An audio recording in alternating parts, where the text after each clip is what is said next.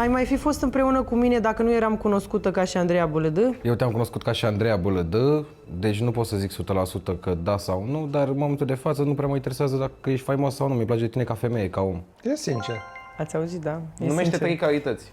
Ale ei? Andreea Mie îmi Bălădă. place că și el E o persoană începe. foarte caldă și compensează cumva treaba asta că este o persoană mai rece în relație. Al doilea lucru, atunci când simte că aș avea nevoie de un suport moral sau psihic, este lângă mine și are și o calitate pe care eu o caut la o persoană cu care sunt într-o relație. Și al treilea lucru, are nebunia aia ei, care mi-e place foarte mult. N-aș putea să stau cu o persoană liniștită. Adică îți place să te țin așa un pic. Da, e sărită după fix, asta îmi place, că și eu Și sunt la trei fel. defecte? Și trei defecte, e foarte dezordonată, Da. uită lucruri Mamă, mi-am pierdut și geanta, băi. și uneori nu-și dă interesul atât cât ar trebui în treburile de zi cu zi. Și știu că poate mult mai mult. Poate de mai atât. mult și te Da, enervează mult mai că nu- mult. Da, da. Cel puțin dublu față de cât face Ok. acum. Când ne-am împrietenit, voiai o relație cu mine de atunci sau ai vrut pe parcurs? La început, în primele zile când am început să vorbim ca prieteni, de vorbeam noi așa mai mult, Nu, după aia, după ce ai venit nu la m-am mine. gândit la relație, Păi nu atunci. consideram totul ca prietenie. Când ai venit la mine atunci. Da. Când era și Petri și toată Da, îmi lumea. plăcea de tine.